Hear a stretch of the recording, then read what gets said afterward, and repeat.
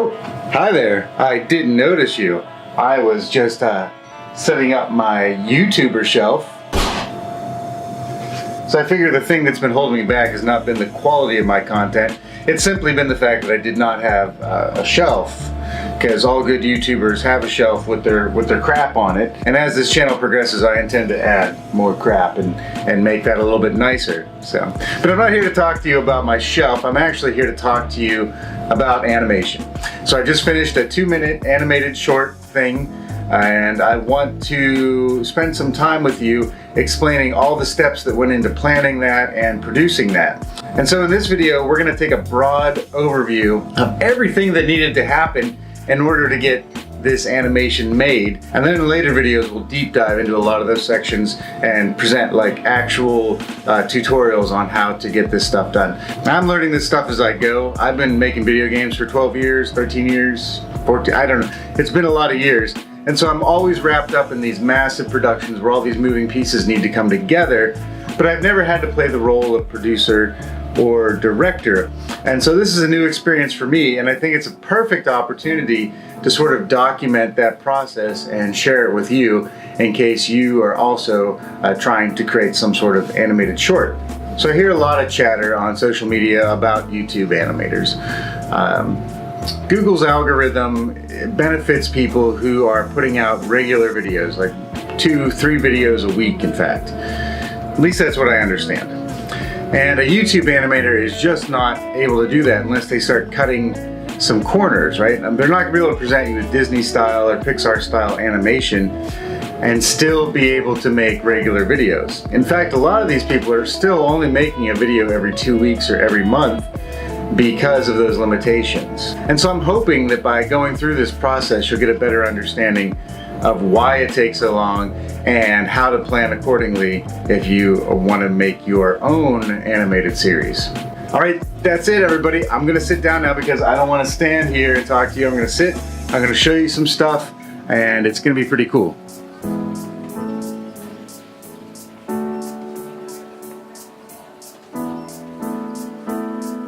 Everything is different. Like, I moved everything around. I was trying to use this digital camera setup up there. Boom, there it is, behind the scenes. So what I want to do is talk about all the planning that goes into making an animation. And I opened up my Photoshop so I can do some drawing and writing as I talk about this stuff. So where does it all begin, right? Well, it starts with an idea. So you have an idea. I have an idea. All right, so once you have an idea, you're gonna have to figure out how to bring that idea to life. And you got to think about this from like the standpoint of production. So I want to produce a thing, and how many resources is it going to take to make that thing? And I've got limited resources. So when you're considering production time, you got to think, when do I want this to land, right? And I said to myself, well, I want to push this out in summer. But I have to think, okay, so if I want to hit this date in summer, and I'm starting now, so I had like 3 months, let's go ahead and figure out, what is our asset list? What is it we want to make? Assets, we want to think about, what's the story behind this thing? Does the story facilitate keeping the assets, to a minimum? Because I can't make a lot of stuff. So since I want to keep the assets to a minimum, I got to keep the characters to a minimum. But I do want to consider what characters are going to be in this. And in my case, I just decided to go for 2. 2 is a nice number. I can make 2 characters, hopefully.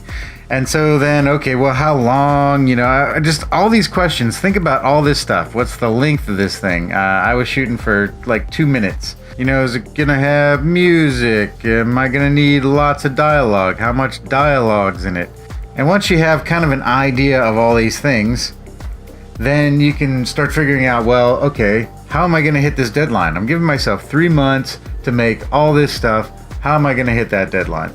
So I thought, okay, I need to do a lot of dialogue. Let's look at 3D. Can I do this in 3D? Can I use something like face effects to do auto lip sync for me and just kind of keep the shots like always at sort of these close-ups or maybe medium shots, so I don't have to do a lot of animation?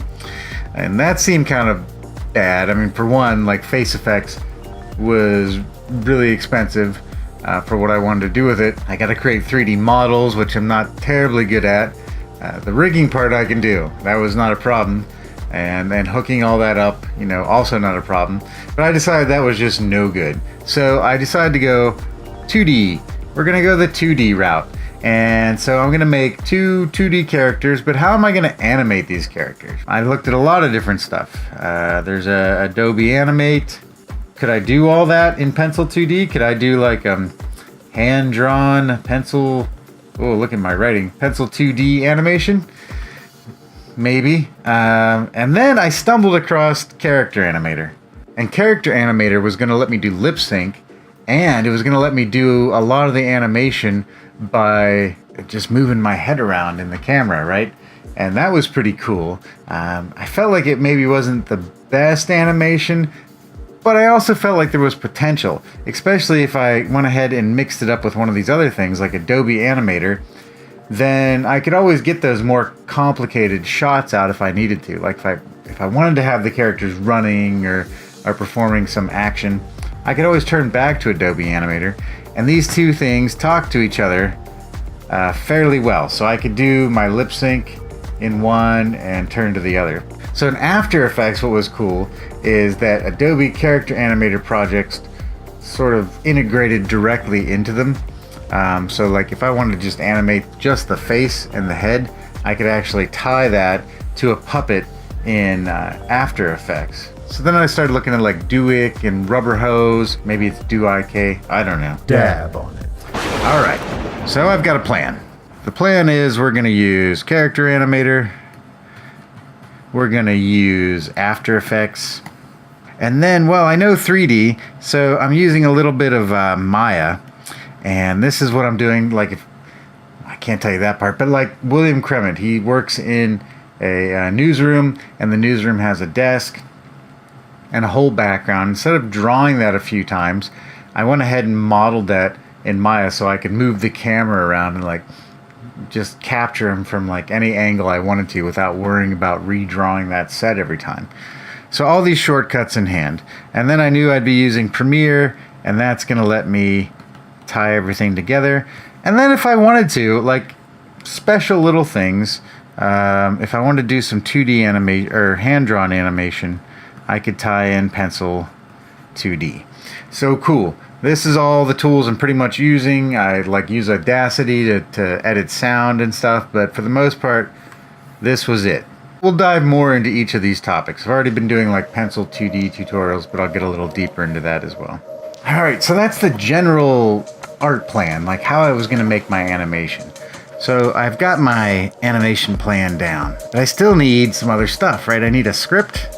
I also have to think about like the world, right? So if this is taking place in some kind of world, like if it's happening on Earth or it's happening somewhere else, I got to do world building. So I want to try to flesh out the events that led up to where we are now and get some sense of the world they're in, so I can structure the characters, I can ground them in that world. And then I want to think just a little bit about overall story, like what's going to happen in the future, what happened in the past. And so I threw all this into world building. Now there's a couple philosophies I've heard when it comes to like writing a story. Some authors will just get some idea in their head, they'll sit down and they'll just start writing. And they have no idea how the story is going to end. They don't think too much about the background. They let the whole thing just flow out. And I kind of think of this in animation terms as like straight ahead animation. Just go for it. And that's cool. There's nothing wrong with that. Some writers will think about, here's the ending. I know where this is going to go. And then I'll leave everything else up to just trying to reach that goal, right, of ending the story. And then, of course, other people, I'm sure, will sit and pencil out every minute detail of a world. But at least in my mind, I feel like that's just intimidating. Like, how could you possibly do that, right? It's sort of an organic thing, at least for me. You know, I put some characters in a situation, in a world, and sort of let the world evolve around that. And then I let that be dictated by, well, all of you too, right?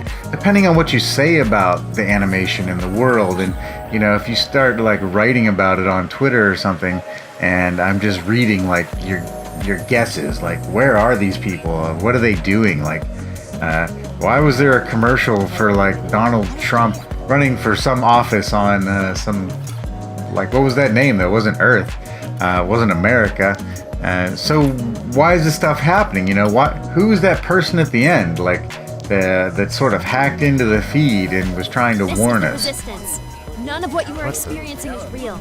We are out here trying to free you. Based on your feedback to that stuff, you know, I can steal those ideas and use them in the story. So I have these things figured out. My animation plan, the script. And here's where I recruited a friend who was always a really good writer. And it was a weird thing actually, because I'm thinking, man, I need somebody to help me. When I started planning it out, it just started getting huge. Like, how am I gonna do all this and hit that deadline? My buddy just emails me out of nowhere. Like, we haven't emailed or called each other for years. Just like a what's up.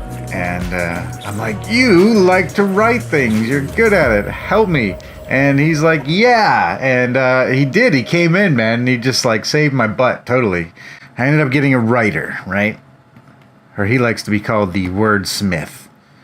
But well, okay, we'll put that in there too, wordsmith. And then what else? Well, I set out on a mission here. It wasn't just to create animation. I want this animation to mean something, to have like all the levels of conflict, right? The physical conflict, the emotional, mental conflict, the spiritual conflict. I wanted to ask questions of the viewer and leave you guessing. How am I going to accomplish all these things, right? And here's where we kind of get into philosophy. And man, I got to tell you, I love Rick and Morty. Like, when I first watched it, I was like, okay, this is weird. It's like some gross old dude with green slime on his face. But the more I watched it, I realized like the philosophy they were dropping was just badass. So much depth to it and so much depth to the characters. And I really wanted to achieve that here. Do you know what wubba lubba dub dub means? That's just Rick's stupid nonsense catchphrase. It's not nonsense at all. In my people's tongue, it means, I am in great pain. Please help me. So I ended up with a resident philosopher. And actually, the resident philosopher is my brother. And this whole thing actually came from just conversations we were having. I was having this crisis about where this YouTube channel was going, laying in bed, and then like, bam, this whole thing hit me. And he just jumped on board. He was just excited to see me so excited. He's my resident philosopher now. And then I got other people pitching in as well. And then the next thing I need to figure out was like voice talent. So I definitely do some of this stuff myself. Al 9000, that's my voice. Greetings, humanity. HAL 9000 is a deep learning machine designed to observe human interactions on the internet. But I had my brother take over William Crement because he's got a good voice for it. I'm William Crement, and this is Now. And so now we're just working out like the flow and getting into the character and letting that evolve. And that was part of this first episode, is I just wanted to test out all this stuff and, you know, like, just give everybody a chance to kind of get into character, to get their jobs down and to get all the kinks out of the process. And then music, right?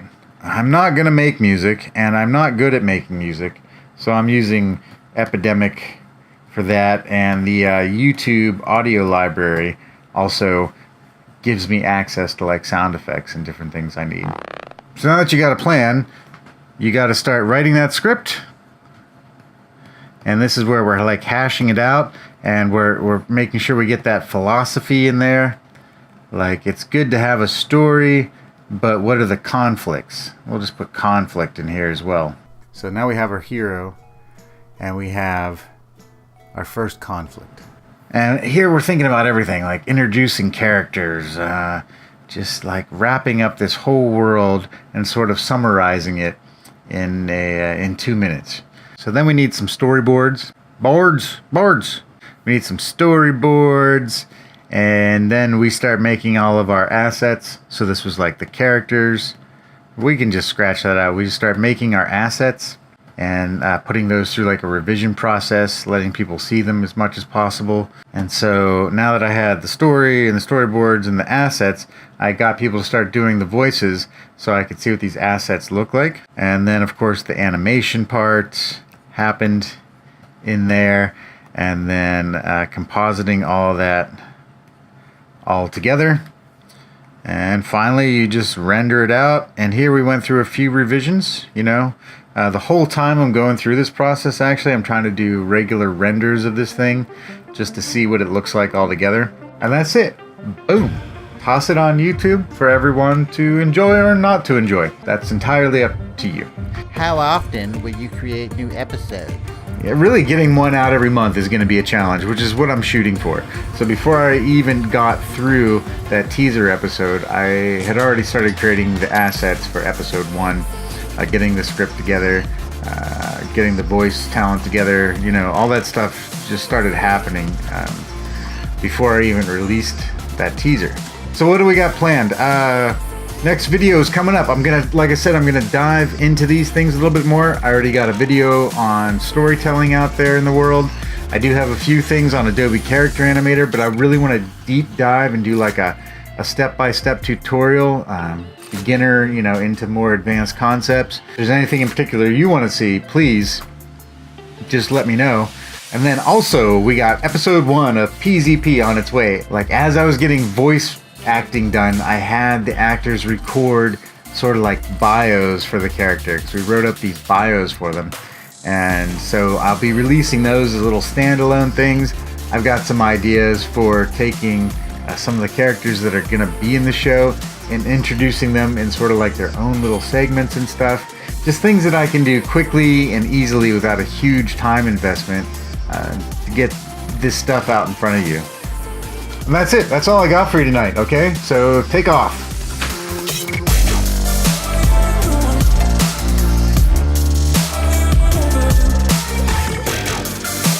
Hey everybody, Griff here. Listen, if you enjoyed this content, please leave a like down below. Feel free to subscribe to the channel. And if there's something you'd like to see me cover in a future video, just leave a comment.